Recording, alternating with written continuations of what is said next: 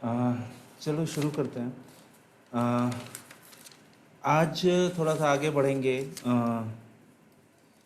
कल हम लोगों ने क्या क्या देखा था कि ये परसेप्ट्रॉन और न्यूरल नेटवर्क और थोड़ी सी हिस्ट्री देखी थी।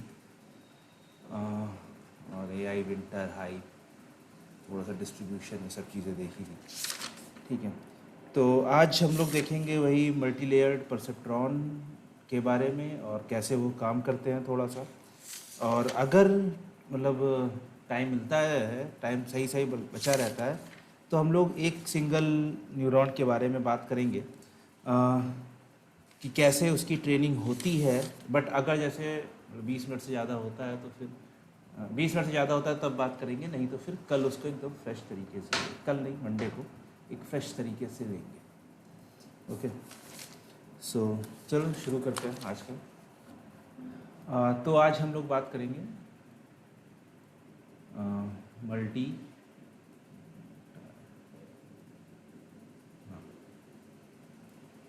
मल्टी लेयर परसेप्ट्रॉन और नोटेशन के बारे में कि कैसे नोटेशन होती है। तो हम लोगों ने थोड़ा सा इसका देखा था कि जो लीनियर मॉडल होता है वो सिंपलेस्ट मॉडल होता है, और परसेप्ट्रॉन हमारा जो होता है, जो हमारा परसेप्ट्रॉन होता है, ये क्या होता है, एक सिंगल न्यूरॉन होता है, सिंगल गोला।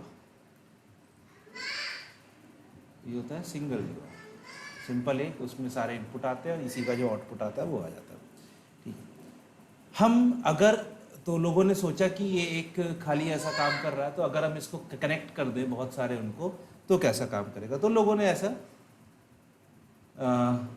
मतलब कि कनेक्शन एक नेटवर्क के बारे में सोचा। तो ये मेरी इनपुट लेयर है xi1, xi2, xi3। तो यहाँ पर i का मतलब क्या है कि ये जैसे मान लो मेरे पास डेटा सेट में 10 डेटा पॉइंट है, तो ये जो i है ये इन 10 में से कौन सा है ये बताता है। और ये जो 1 2 3 है ये उस डेटा पॉइंट के, तो ये 3 फीचर्स हैं, मेरे पास 10 डेटा पॉइंट्स हैं और 3 फीचर्स हैं। तो ये जो 1 2 3 सेकेंड नोटेशन पर है वो बताता है कि कौन से फीचर की हम बात कर रहे हैं, क्योंकि अब 10 डेटा पॉइंट है और हर डेटा पॉइंट के 3 फीचर हैं, तो ये वहाँ से आ गया। ठीक, इन्होंने कहा कि हम अब एक नहीं, दो नहीं, 3 लेते हैं, तो सारे इनपुट सारे न्यूरॉन में जाते हैं। ठीक है, सारे इनपुट सारे न्यूरॉन में जाते हैं, तो इससे 3 मेरे गए, इससे 3 गए और इससे 3। फिर इसके बाद इन्होंने कहा कि ये एक लेयर हो गई है, हम इसके आगे 2 और इंटरकनेक्ट कर देंगे। अभी ये सारे इनपुट इंडिविजुअली जा रहे हैं, अब इस लेयर के लिए ये इनपुट लेयर हो गई, इस लेयर के लिए, इस वाली सीरीज के लिए ये इनपुट हो गया। तो फिर से सारे इनपुट सारे न्यूरॉन में जाएंगे।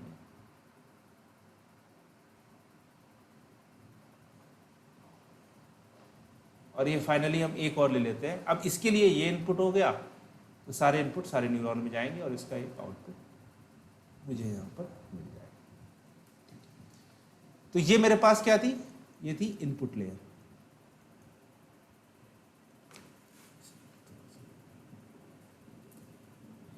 ठीक है, ये मेरे पास हो गई लेयर 1, ये हो गई लेयर 2 और ये हो गई आउटपुट लेयर।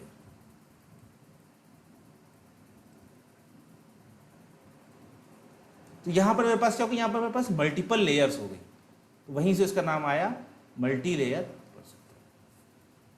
मल्टीपल लेयर्स हो गई हैं, यहां से परसेप्ट्रॉन। अच्छा, जो लेयर इनपुट और आउटपुट लेयर नहीं है, इन्हें हम लोग कहते हैं हिडन लेयर्स।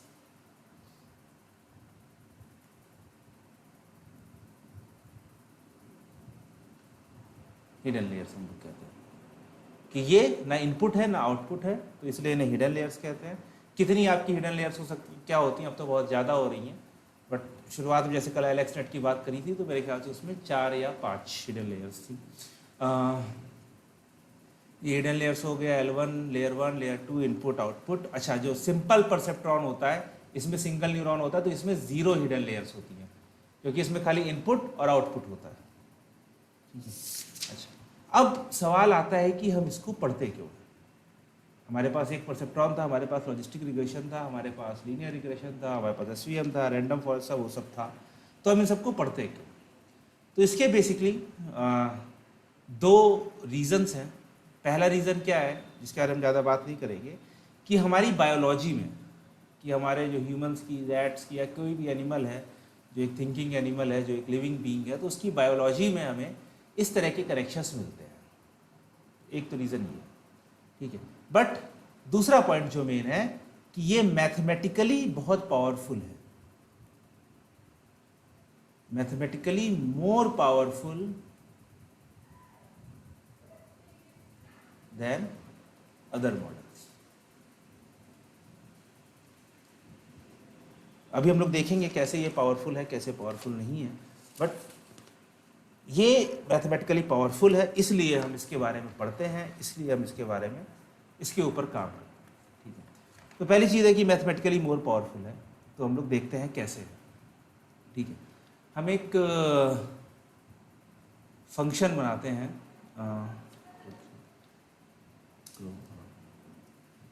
जैसे एक फंक्शन है, फंक्शन क्या है, y equals to sine of X square plus square root of 2x। ये है एक फंक्शन। तो इस फंक्शन का पहले हम लोग प्लॉट देखते हैं। तो ये हो जाएगा प्लॉट ऑफ क्या है, साइन ऑफ x की power 2 plus s cube root of 2x।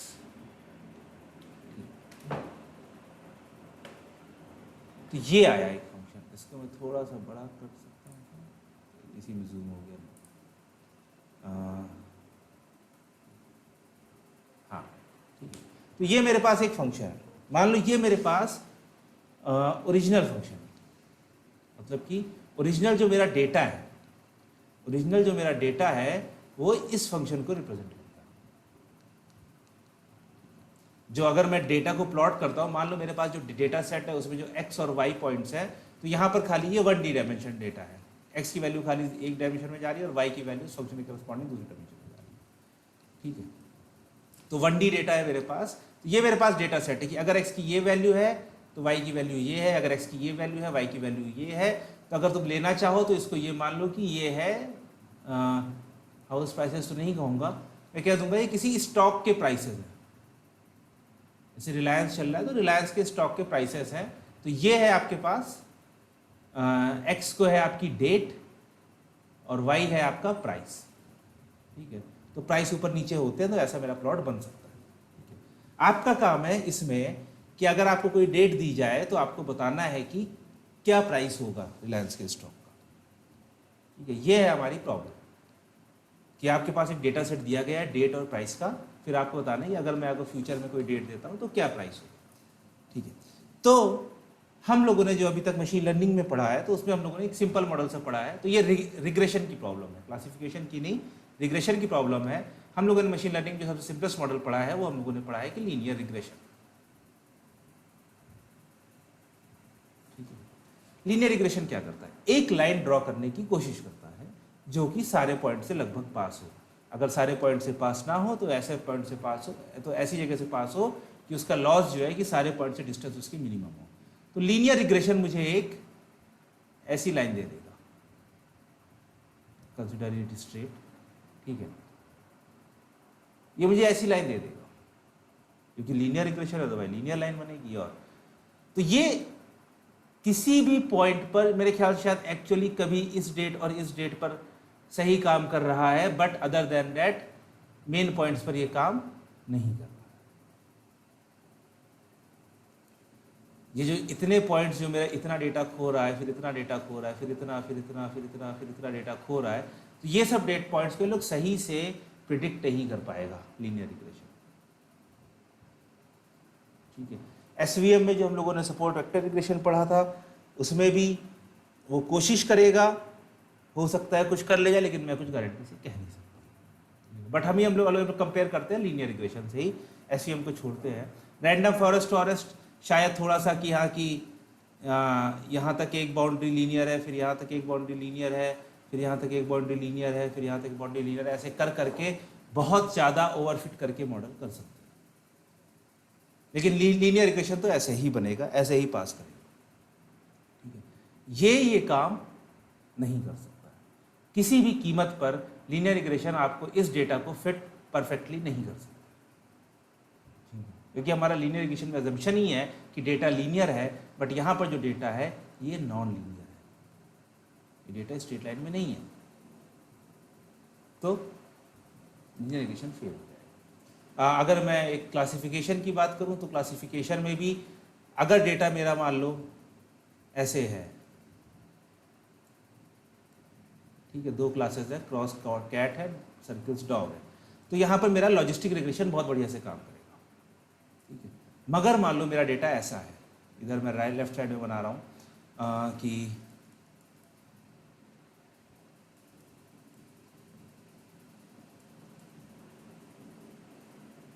फिर हो जाएगा ये क्रॉस क्रॉस क्रॉस, तो कोई भी प्लेन नहीं है जो इसको लीनियरली डिवाइड कर सके, लॉजिस्टिक रिग्रेशन यहां पर फेल हो जाएगा।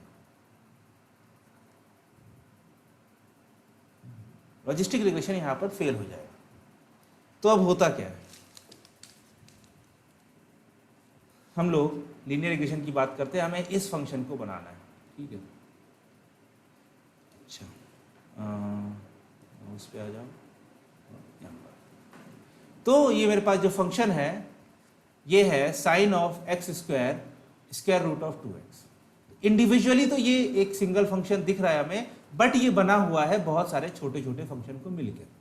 कौन कौन से फंक्शन मिले हैं, यहाँ पर हमारे पास एक स्क्वायर फंक्शन है, ठीक है, एक हमारे पास साइन फंक्शन है, एक स्क्वायर रूट फंक्शन है, उसके बाद हमारे पास यहां पर एक मल्टीप्लिकेशन है, ठीक है, एक मल्टीप्लिकेशन फंक्शन है और एक ये वाला मेरे पास एडिशन फंक्शन है,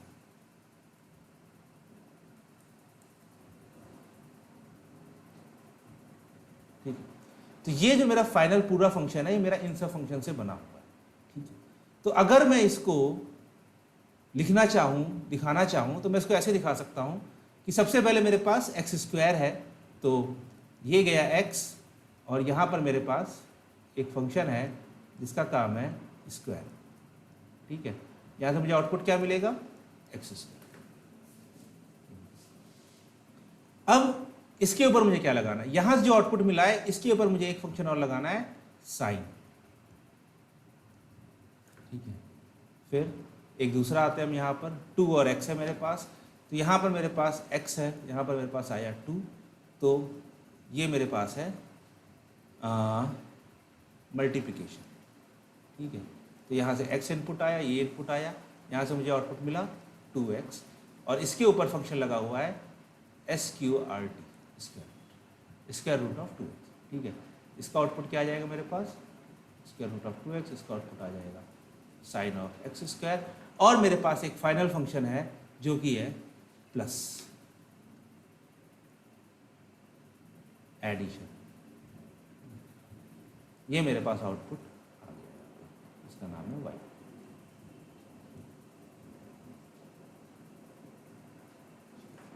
तो ये जो एक स्ट्रक्चर है, ये मेरा MLP वाले स्ट्रक्चर से काफ़ी मैच करता है।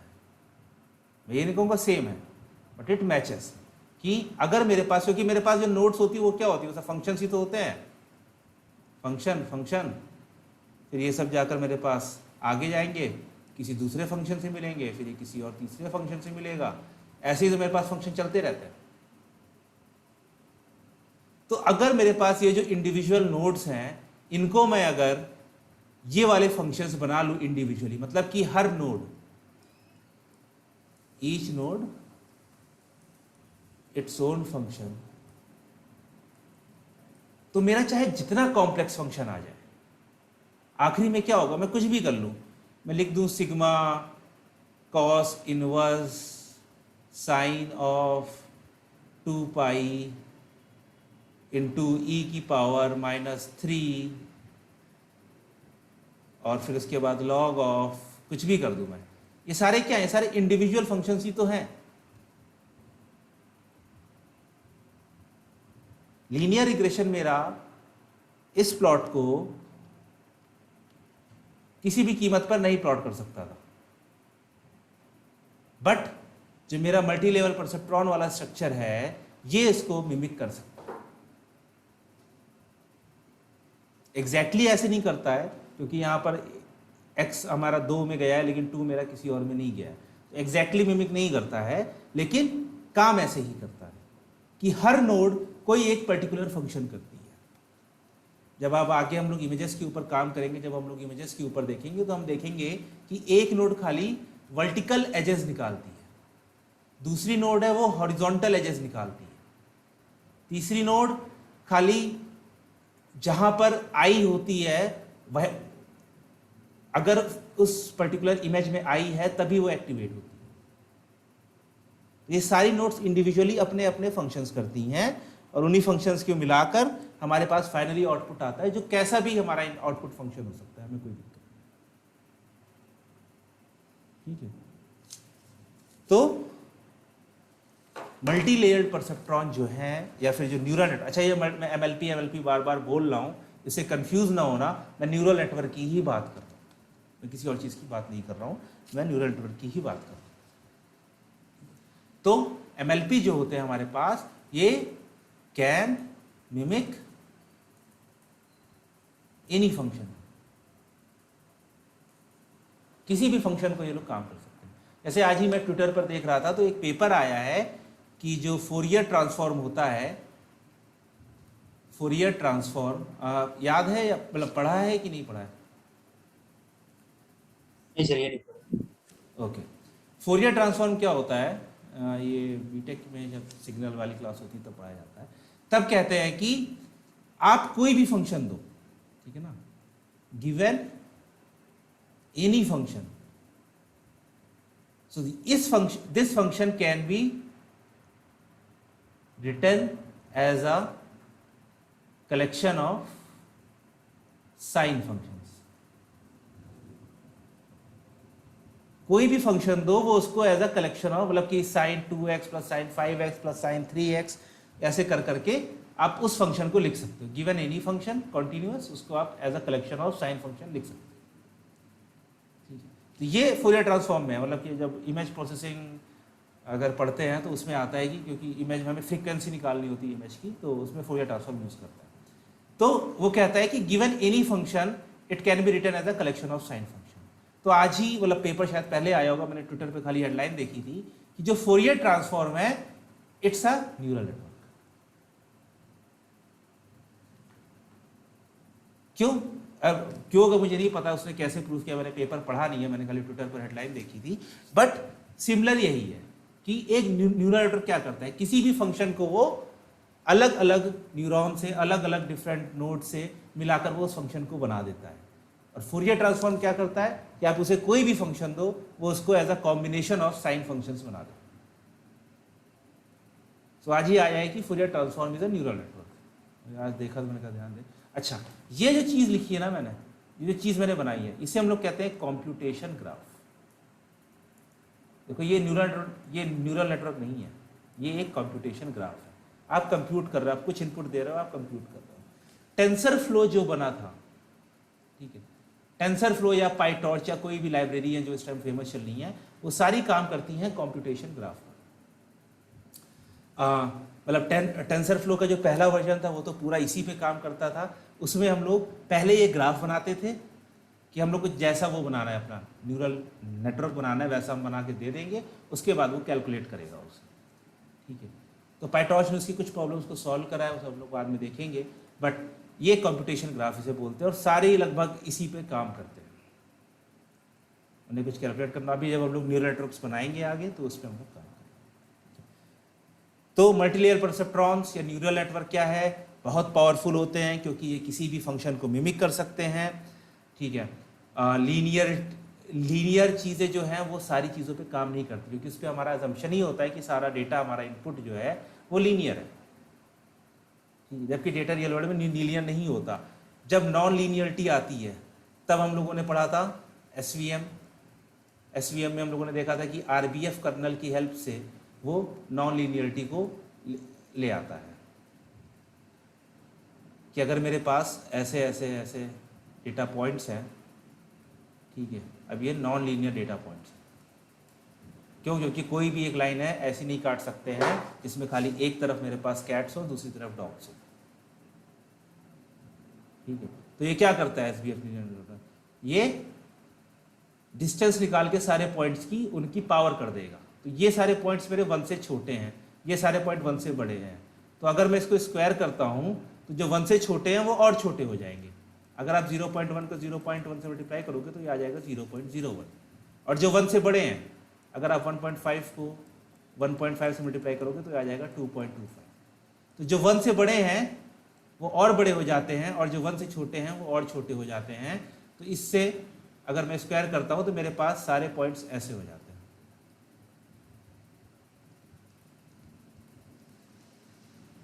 ठीक है। अब मैं यहाँ पर एक स्ट्रेट लाइन खींच सकता हूँ। तो एसवीएम में आरबीएफ इस तरह से नॉन लीनियरिटी लाता था कि अगर आपके पास डेटा सेट लीनियर नहीं है तब भी वो उसमें क्लासिफिकेशन और रिग्रेशन कर लेता था। तो वो ऐसे करता था। बट यहाँ पर हमारे पास जो मल्टी लेयर परसेप्ट्रॉन है वो भी कर सकता है एकदम बढ़िया से, ठीक है। तो linear models, non linear models और नॉन लीनियर में अभी हमारे पास आ गया एमएलपी या फिर एनएल। तो ये काफ़ी पावरफुल है और ये पावरफुल है। तो स्पाइडरमैन का डायलॉग है कि with great power comes great responsibility. और तो यहाँ पर एमएलपी बहुत ज़्यादा पावरफुल है। तो होता क्या है कि ये बहुत ज़्यादा ओवरफिट होते हैं। ओवरफिटिंग की बहुत प्रॉब्लम रहती है न्यूरल नेटवर्क्स में। ओवरफिटिंग की प्रॉब्लम रहती है, मतलब कि ये है कि न्यूरल नेटवर्क्स बन गए। तो मैंने जैसे कल बताया था कि 1986 में उसने एक नॉर्मल बैक प्रोपगेशन की एल्गोरिथम दे दी थी, ठीक है। उसके बाद जो मोस्ट बेस्ड काम हुआ है वो सब हुआ है कि इस ओवरफिटिंग को कैसे रोका जाए न्यूरल नेटवर्क्स में। जो 2012 के बाद भी जो जब हुआ है वो सब यही हुआ है, ओवरफिटिंग को कैसे रोका जाए, ओवरफिटिंग को कैसे रोका जाए, रेगुलराइजेशन कैसे लगाया जाए, ये सब चीज़ें हैं।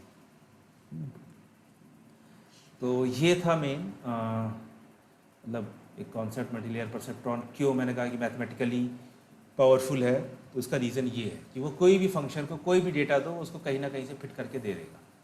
हमें क्या देखना है, हमें खाली ओवरफिटिंग को रोकना है। तो अभी हम लोग नेक्स्ट चीज़ जो बात करते हैं वो बात करते हैं नोटेशन की, कि कैसे लिखा जाता है और कैसे हम लोग इस नोटेशन को यूज़ करके फॉलो कर सकते हैं, ठीक है। तो बेसिकली मैं थोड़ा सा बड़ा बनाता हूँ कि मेरे पास यहाँ पर xi1 xi2 xi3 और xi4, ठीक है, ये है मेरे पास। और यहाँ पर मेरे पास 3 न्यूरॉन हो गए और फिर यहाँ पर इसके आगे मेरे पास 2 न्यूरॉन हो गए और ये यहाँ पर 1 हो गया और यहाँ से मेरे पास आउटपुट आ गया, ठीक है। तो ये हो जाएगा yi ऑफ हैट। क्यों? क्योंकि ये प्रिडिक्शन है, ये एक्चुअल वैल्यू नहीं है, एक्चुअल वैल्यू है y। तो पहले मैंने कहा कैसे कि सारे पॉइंट्स, सारे इनपुट सारी नोड्स में जाएंगे। इसका भी मैं बना लेता हूँ। अभी मैं खाली एक एक का ही बना रहा हूँ क्योंकि हमें अभी समझना है। तो अच्छा, ये है मेरे पास लेयर 1, ये है मेरे पास लेयर 2, ठीक है। और ये है मेरे पास आउटपुट लेयर या फिर आप लेयर 3 कह लो और इसे लेयर 0 कह लो, चाहे जो कह लो, कोई फ़र्क नहीं पड़ता है क्योंकि इसका हम लोग मतलब इस लेयर का खाली इनपुट के लिए, ठीक है। तो सबसे पहली बात कि यहाँ पर जो xi1 xi2 xi3 xi4 लिखा है, इसका क्या मतलब है? इससे क्या मतलब है? i का क्या मतलब है कि ith डेटा पॉइंट, और इसका मतलब है फीचर नंबर। जैसे आयरिस का डेटा सेट देखा होगा तो उसमें मेरे पास 150 डेटा पॉइंट्स हैं और हर डेटा पॉइंट के मेरे पास 4 फीचर्स हैं, petal length, petal width, sepal length, sepal width. तो अगर मैं लिखता हूँ कि x सेकेंड 2 और 3, इसका मतलब क्या हो जाएगा कि आयरिस डेटा सेट में सेकेंड पॉइंट का थर्ड फीचर मतलब कि जो कि हो जाएगा पेटल, जो भी होगा फीचर, सेपल लेंथ या सेपल विड्थ जो भी होगा वो। इस नोटेशन का मतलब ये है इनपुट की नोटेशन। उसके बाद हमने देखा कि हमारे पास यहाँ पर कई सारे फंक्शंस होते हैं, हर नोड एक फंक्शन लगाते हैं, ठीक है। वो फंक्शन कुछ भी हो सकता है। कोई क्वेश्चन सर है? ये चीज पूछनी थी। हेलो। हाँ हाँ बताओ। ये सर ये एक्स आई वन है तो क्या आई के फॉर एग्जाम्पल 10 डेटा पॉइंट है तो ये एक्स आई सारे आई से लेकर 10 तक ये सारे पॉइंट्स लेगा और फीचर एक फर्स्ट वाले फीचर्स खाली लेगा। नहीं नहीं नहीं नहीं, हम ऐसे पास करते हैं कि एक पॉइंट के सारे फीचर पास करते हैं। ये रो वाइज जाते हैं सर क्या? ये रो वाइज जाते हैं। तभी मैंने कहा कि जैसे आई है तो आई मतलब कि आई की वैल्यू अगर 1 हो गई तो पहला पॉइंट का पहला फीचर, दूसरा फीचर, तीसरा फीचर, चौथा फीचर, ये 10 तक हमेशा ही रो जाएगा और वाइज। क्या चीज? इस डेटा सेट के लिए मतलब ये अगर 4 मेरे पास डेटा सेट है कोई तो पहला दूसरा तीसरा चौथा डेटा सेट और उसके फीचर्स आ गए इस तरीके से जाएगा। 4 डेटा सेट हैं कि 4 पॉइंट्स है डेटा सेट में? पॉइंट चार हाँ, पॉइंट्स डेटा सेट। तो एक पॉइंट एक बार में जाएगा। ठीक है ठीक है। हाँ, एक पॉइंट एक बार में जाएगा। मतलब कि हम बाद में अभी देखेंगे आगे बैच करके कि कैसे हम लोग ज़्यादा पॉइंट्स को भेज सकते हैं एक बार में, बट अभी के लिए इतना रखो कि एक पॉइंट एक बार में जाएगा, उसके जितने फीचर है वो सारे एक साथ जाएंगे। ऐसा नहीं होगा कि सारे पॉइंट्स का एक फीचर जाएगा, नहीं, एक पॉइंट के सारे फीचर जाएंगे। ठीक है, तो यहां पर जो दूसरा नंबर है वो फीचर का नंबर है, और आई की वैल्यू जैसे 1 है तो पहले पॉइंट के पहला फीचर, दूसरा फीचर, तीसरा फीचर, चौथा फीचर। अब मेरे पास यहाँ पर खूब सारे फंक्शंस हैं, ये सारी नोट्स हैं, मेरे पास फंक्शंस हैं, तो इनको मैं लिखता हूँ, तो इनको मैं ऐसे लिखूंगा, एफ ये हो जाएगा मेरे पास 1 1, एफ 1 2, एफ 1 3, ये हो जाएगा एफ 2 1, एफ 2 2, और ये हो जाएगा एफ 3। अब इसका क्या मतलब है? एफ का क्या मतलब है? तो एफ अगर आई और जे लिखा हुआ है तो इसका मतलब है, आई का मतलब है कौन सी लेयर पे हैं हम लोग, और जे का मतलब है कौन सी नोड है। अब देखो यहां पर लेयर मेरे पास 1 है, एफ आई जे, तो आई मेरे पास फिक्स हो गया, तो पहला पॉइंट हमेशा F1 है, और दूसरा पॉइंट है कि हम लोग कौन सी नोड पर है, तो हम लोग टॉप टू बॉटम गिनते हैं, तो पहली नोड, दूसरी नोड, तीसरी नोड, F11, F12, F13, पहली लेयर और उनकी नोड्स। यहाँ पर आ जाओ, दूसरी लेयर और उसकी नोड, यहाँ पर दोनों में पहला जो आई है वो लेयर को रिप्रेजेंट करता है, तो ये हमेशा सेम रहेगा, और यहाँ पर तीसरी लेयर है, नोड एक ही है, तो अभी ये 1 ही है मेरे पास। तो ये नोटेशन इस तरह से है। नोटेशन बहुत इंपॉर्टेंट है, नोटेशन को याद रखना बहुत इंपॉर्टेंट है। तो इसको मतलब जैसे जब भी, अभी जैसे आज हो जाएगा तो फिर आज के बाद कल जो क्या करोगे तो कल रिव्यू करोगे, मतलब रिव्यू करना, 2-3 बार बैठना, बना के देखना कि सही से लिख रहे हो कि नहीं लिख रहे हो, ठीक है, ये चीज़ ज़रूरी है। अच्छा, अब हम लोगों ने कल बात करी थी कि मेरे पास हर लेयर पर कुछ नोट वेट्स होते हैं, सॉरी हर लेयर पे नहीं, हर कनेक्शन पर, ठीक है, कुछ वेट्स होते हैं, तो हम उन वेट्स को कैसे लिखेंगे? तो वेट्स के लिए नोटेशन है,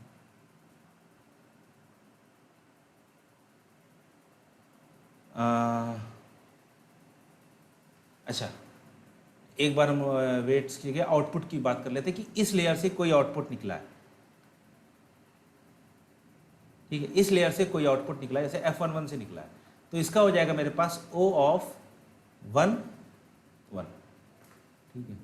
वेट्स की जगह आउटपुट की नोटेशन जो है, आउटपुट अगर मैं लिखता हूँ O ऑफ आई जे, तो आई का मतलब है विच लेयर, और जे का मतलब है विच नोड, कौन सी लेयर कौन सा नोड। तो यहाँ पर मेरे पास लेयर 1 है, ठीक है, लेयर 1 है ये वाली, तो O1, कौन सी नोड? पहली ही नोड है। अच्छा, ये सारे आउटपुट तो सेम रहेंगे ना, क्योंकि ये सारे एक ही नोड से निकल रहे हैं, तो ये भी O11 हो जाएगा।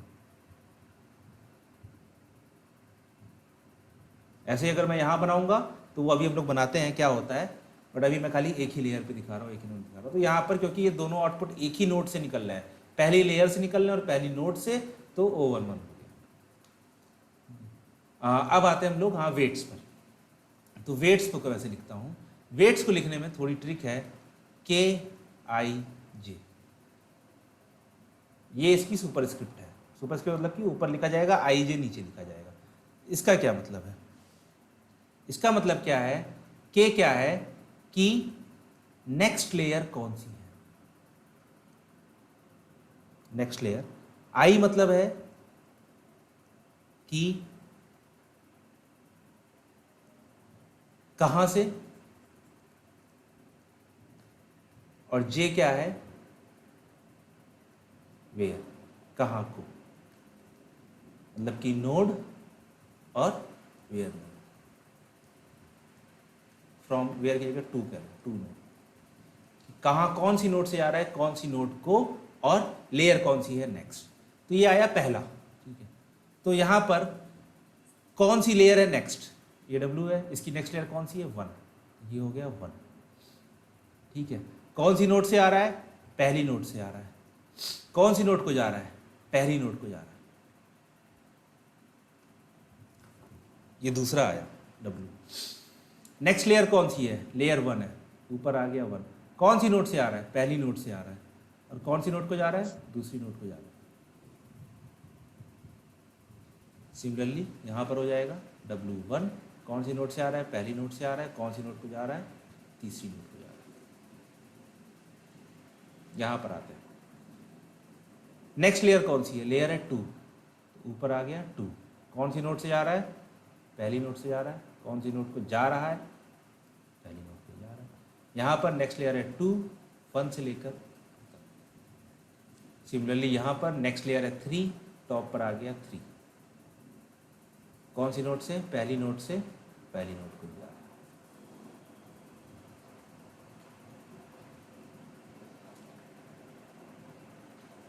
थोड़ा और प्रैक्टिस कर लेते हैं, ठीक है। अभी हम बनाते हैं, क्योंकि हर इनपुट हर नोड पे जाएगा, तो इसका हम लोग बनाते हैं, ठीक है। इसके वेट का बताओ क्या होगा,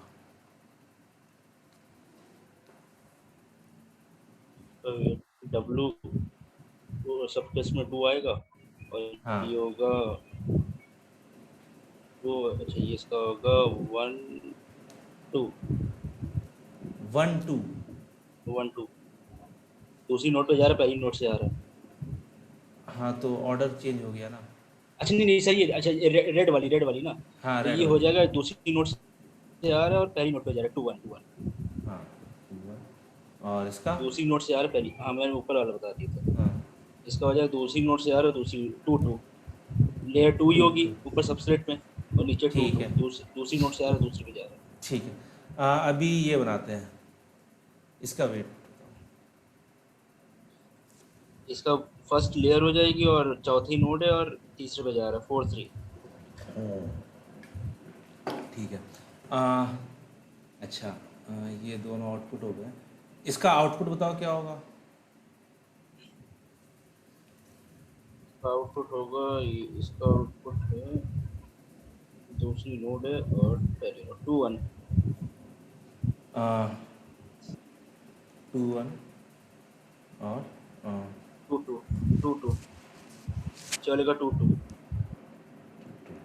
दूसरी नोड से आ रहा गलत है, है, दूसरी नोड पे जा रहा नहीं नहीं भूल गए, नोड नोड नहीं होता इसमें। आउटपुट में होता है लेयर और कौन सी नोड। आउटपुट में हम लोग लेयर की बात करते हैं। तो लेयर मेरे पास कौन सी लेयर है, पहली लेयर है। है, पहली पहली और पहली। कौन सी नोड को जा रहा है, और कौन सी नोड है, दूसरी नोड है, वो 1 2 होगा। और सिमिलरली हाँ इसका जो आउटपुट होगा वो क्या होगा, 1 1 1 1 नहीं पहले 1 लेयर लिखो। 1 1 1 1 तो हो चुका ना ऊपर वाला, पहले लेयर, फिर कौन सी नोड पहले है, नोड 3 है ना, थर्ड नोड। अच्छा अच्छा ठीक। ओ 1 3। इसका बताओ वेट, पहले। वेट होगा, लेयर तो 3 होगी, वेट होगा 2 2 1। 2 1, ठीक है। आउटपुट आउटपुट इसी का, इसका होगा आउटपुट, लेयर इसकी है 3। लेयर 3 है कि लेयर 2 है? ये देखो ना, ये कौन सी नोट पर है, कौन सी लेयर पर है? लेयर 2 है। फिर और ये नीचे 2 2। 2 2 सेकेंड नोट, ठीक। तो ये अभी कंफ्यूजिंग लग रहा है, बना बना के प्रैक्टिस करोगे तो ये चीज़ हो जाएगी, ठीक है। बट ये नोटेशन काफ़ी ज़रूरी है, क्योंकि ये मतलब कि ये काम आएगी बाद में समझने में, चीज़ों में काम आएगी, ठीक है। अच्छा, एक चीज़ और बात करनी थी मेरे को कि यहाँ पर मेरे पास 4 इनपुट थे, ठीक है। तो 1 से 3 जगह जा रहा है, इससे भी मेरे पास 1 2 3 जाएगा, इससे भी 1 2 3 जाएगा, और इससे भी 1 2 3 जाएगा। तो टोटल कितने वेट्स हो जाएंगे?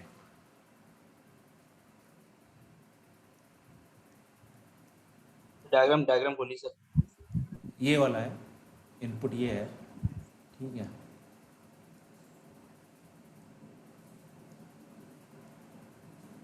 ये इनपुट है तुम्हारा, तुम्हारे पास लेयर 1 है।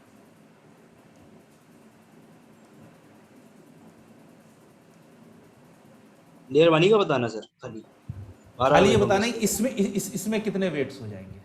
12 वेट। 12 वेट्स हो जाएंगे। कैसे हो जाएंगे? 4 इनपुट है 3 और वेट, 3 तीन न्यूरॉन्स है मेरे तीन वेट पास, ठीक है। अच्छा, इसके बाद अगर मैं बनाता हूँ, और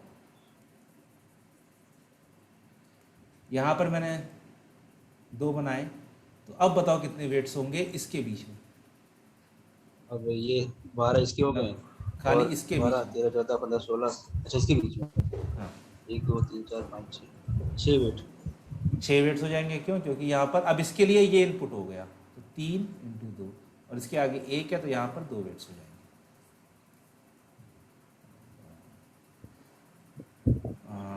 इस दोनों, इसका 1 पे गया, इसका 2 पे गया, इसका दोनों पे गया, इसका 12 वेट टोटल। हाँ, ठीक है। तो जितने इनपुट हैं, जितने न्यूरॉन है, उसके हिसाब से मेरे वेट होते हैं। तो यहाँ पर जो मेरे वेट्स हुए हैं, अगर मैं इनको लिखना शुरू करूँ, ठीक है, तो मैं इनको ऐसे लिखूँगा, जैसे W111, ठीक है, W121, W131। नोटेशन याद करो, पहली है कि नेक्स्ट लेयर कौन सी, तो नेक्स्ट लेयर पहली है, और पहले न्यूरॉन से पहले न्यूरॉन को जा रहा है, पहले न्यूरॉन से दूसरे न्यूरॉन को जा रहा है, पहले न्यूरॉन से तीसरे न्यूरॉन जा रहा है। तो यहाँ पर न्यूरॉन क्योंकि इनपुट है, तो इनपुट मेरे पास 4 है, ठीक है। और दूसरा हो जाएगा second layer, second layer, second layer, और ये हो जाएगा दूसरे से पहले को, दूसरे से दूसरे को, दूसरे से तीसरे को, ठीक है। और फिर तीसरा हो जाएगा W, अच्छा सॉरी, ये 1 होगा। क्यों? क्योंकि लेयर तो अभी पहली ही चल रही है ना, अभी तो खाली पहली लेयर ही चल रही है, अभी तो खाली पहली लेयर ही चल रही है। नेक्स्ट देखते हैं ना, हाँ, नेक्स्ट लेयर देखेगा ना आगे का। नहीं तो अभी मैं इसकी बात नहीं कर रहा हूँ, अभी मैं खाली इनकी बात कर रहा हूँ, ठीक है, जो जुड़े हुए हैं अभी। अगर मैं यहाँ पर बनाऊँ, ये XI1 है, ठीक है, ये F1 है, तो इन सब की ये टोटल कितने हैं? 12 हैं। 4 न्यूरॉन, 3 न्यूरॉन, 12 है। तो अगर मैं यहाँ पर कोई भी वेट बनाऊंगा, तो इन सारे वेट्स की नेक्स्ट लेयर कौन सी है? 1 है, फर्स्ट है ना। तो इनमें हमेशा टॉप पे क्या रहेगा? 1 रहेगा ना, तो टॉप पे 1 रहेगा।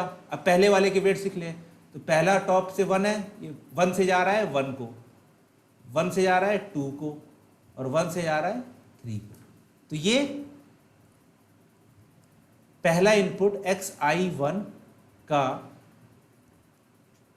F1 जो नोड 1 है उसके बीच में कनेक्शन है, ठीक है। दूसरा वाला क्या है, xi2 का f2 मतलब लेयर पहले और फिर फंक्शन नोड, तो लेयर मेरे पास f11 है f12 है, इनके बीच में हो गया।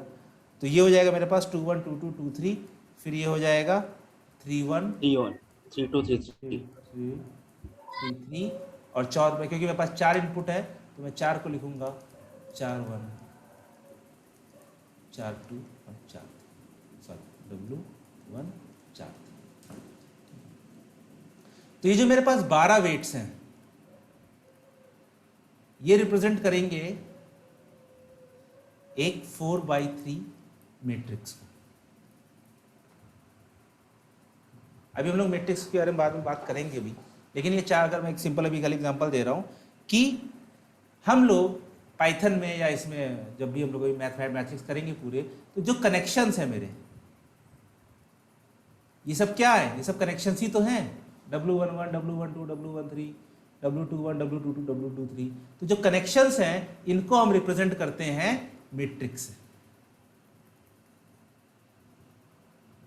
क्योंकि हम लोग मैट्रिक्स से रिप्रेजेंट करते हैं तभी हम लोग आगे जाकर W ट्रांसपोज XI करके वो इस पूरे मल्टीप्लिकेशन को, जो पूरा समेशन होता है कि W1 X1 plus W2 X2 plus W3 X3, जो पूरा समेशन होता है उसको हम एक मैट्रिक्स मल्टीप्लिकेशन से रिप्रेजेंट कर सकते हैं।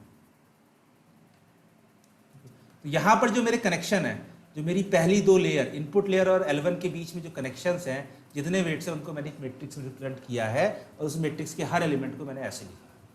तो नोटेशन बहुत ज़रूरी है, नोटेशन अगर नहीं होगी तो फिर दिक्कत होगी। तो नोटेशन के ऊपर प्रैक्टिस करनी है, ठीक है। अच्छा, एक चीज़ और जो मतलब आगे काम आएगी, ये मेरे पास सॉरी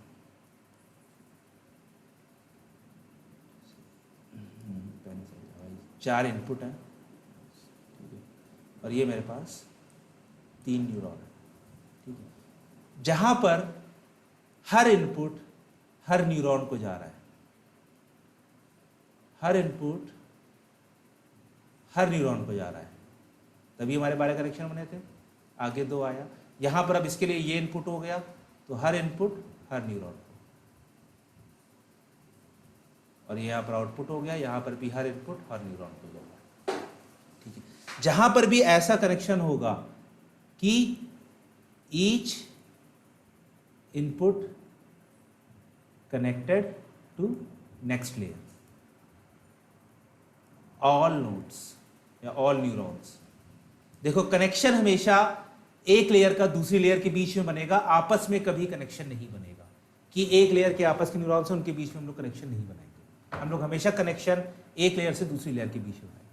तो जहां पर ऐसा केस हो कि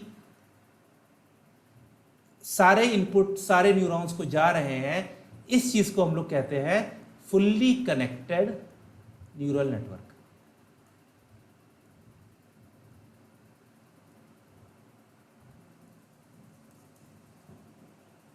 फुल्ली कनेक्टेड न्यूरल नेटवर्क या फुल्ली कनेक्टेड एमएलपी, कई दोनों सेम है, एमएलपी दोनों सेम। जहां पर सारे इनपुट सारे न्यूरॉन से मैच कर रहे हैं उसको हम लोग कहते हैं fully connected neural network, fully connected MP. अभी हम लोग आगे मतलब जब पढ़ेंगे तो हम लोग देखेंगे कि हम लोग कई जगहों पर फुल्ली कनेक्टेड नहीं बनाते हैं, सिर्फ एक या दो लेयर्स को फुल्ली कनेक्टेड रखते हैं, बाकी लेयर्स हमारी किसी दूसरे टाइप के चीज की होती है। बट जहां पर भी फुल्ली कनेक्टेड, हाँ, इसी को फॉरवर्ड प्रोपगेशन भी कहते हैं क्या सर? नहीं, फॉरवर्ड प्रोपगेशन नहीं है। अभी हम लोग प्रोपगेशन पर आए ही नहीं, अभी हम लोग खाली ये आए हैं कि सारे कनेक्शंस आपके जितने इनपुट हैं और जितने आपके नेक्स्ट लेयर में न्यूरॉन्स हैं या जो भी हैं उनके बीच में अगर सारे कनेक्शंस बने हुए हैं, सारे कनेक्शंस जुड़े हुए हैं, उस चीज़ को हम लोग फुल्ली कनेक्टेड कहें। अगर पूरे न्यूरल नेटवर्क में ही ऐसा हो रहा है कि हर लेयर दूसरे लेयर से फुल्ली कनेक्टेड है तो वो फुल्ली कनेक्टेड न्यूरल नेटवर्क हो जाएगा। अगर आगे कोई ऐसा केस आएगा हमारे पास कि हम लोग सिर्फ आखिरी की 2 लेयर्स हमारी फुल्ली कनेक्टेड रहेंगी, बाकी लेयर्स कुछ और लेयर हो जाएंगी, तो वो फुल्ली कनेक्टेड न्यूरल नेटवर्क नहीं है। ठीक है, आगे हम लोग मतलब ये टर्म इसलिए बता रहा हूँ क्योंकि हम लोग आगे देखेंगे कि ठीक है आप एक ड्रॉप आउट लेयर लगा दो, एक एफसी लेयर लगा दो। एफसी लेयर मतलब क्या है? फुल्ली कनेक्टेड लेयर कि उसके सारे इनपुट सारे आउटपुट से कनेक्शंस होंगे, जितने इनपुट होंगे और जितने आउटपुट होंगे वो सारे के सारे ऐसे मैच होनी चाहिए। तो इसमें ये कैसे डिसाइड करेंगे कितने हिडन लेयर चाहिए बनाए हमको? ये डिसाइड करना ही सबसे बड़ा सवाल है कि कितनी हिडन, कुछ लोगों ने कुछ गाइडलाइंस दी हैं कि आप कितनी हिडन लेयर यूज़ कर सकते हो, वो हम लोग आगे देखेंगे कि हाँ ठीक है, मतलब एक फार्मूला दे रखा है कि आपको इतनी हिडन लेयर यूज़ करनी चाहिए। बट अभी क्या होता है, अभी लोग जो मॉडल्स, क्योंकि ये जो अभी हम लोग आगे पढ़ेंगे कि बहुत सारे फेमस मॉडल्स हैं, जैसे रेजनेट है, कोको है, योलो है, ठीक है, कोको तो डेटा सेट है, योलो है, रेजनेट है, फिर फेसबुक के कुछ मॉडल्स हैं। तो ये सब मॉडल लोगों ने बहुत प्रैक्टिस के बाद बहुत हिट एंड ट्रायल से बनाए हैं। तो अब हम लोग क्या करते हैं, अब हम लोग रैंडमली नहीं लेते हैं, अब हम लोग इन मॉडल को बेस बनाकर उसी के ऊपर कुछ चेंजेस करते हैं, ठीक है। वैसे हिडन लेयर्स कितनी लेनी है उसका एक फॉर्मूला दे रखा है, बट वो सिर्फ एक गाइडलाइन है, वो कोई फिक्स नहीं है कि वो चीज़ काम करे, वो सिर्फ एक गाइडलाइन। तो वो उसका एक फॉर्मूला है, वो हम लोग आगे देखेंगे, ठीक है। अच्छा, अभी 10 ही मिनट बचा है, तो हम अभी क्लास स्टॉप कर देंगे, क्योंकि जो नेक्स्ट टॉपिक है कि एक पूरी ट्रेनिंग कैसे होती है, तो वो मेरे को आधा घंटा 40 मिनट लगेगा, तो वो हम लोग कल तो नहीं, मंडे से फ्रेश करेंगे, ठीक है। तब तक ये नोटेशन और जो बेसिक कॉन्सेप्ट्स हैं ये देख लेना, जितना भी 2 दिन में पढ़ाए हैं, और लॉजिस्टिक रिग्रेशन या लीनियर रिग्रेशन का जो लेक्चर है वो देख लेना नेक्स्ट क्लास के लिए, वो यूट्यूब पे ही पढ़ा है, क्योंकि ये जो नेक्स्ट क्लास होगी उसके लिए वो हम लोग उसमें रिव्यू करेंगे, लेकिन अगर याद है, अगर याद रहेगा तो फिर ज़्यादा बेटर रहेगा।